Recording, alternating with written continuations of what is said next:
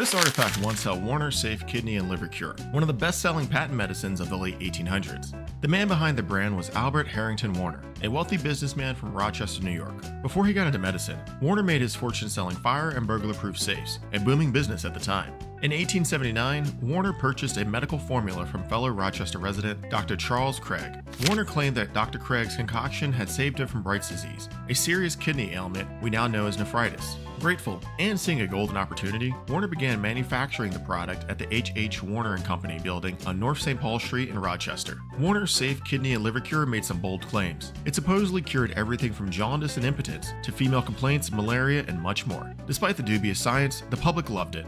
Soon, Warner opened offices and laboratories around the world in cities like Prague, London, Toronto, Melbourne, Sydney, and Frankfurt. Here's an advertisement for Warner's Safe Cure, published in the Baltimore Sun on February 10, 1906. And Warner didn't stop at cure-alls. His company also produced items like baking powder and bitters.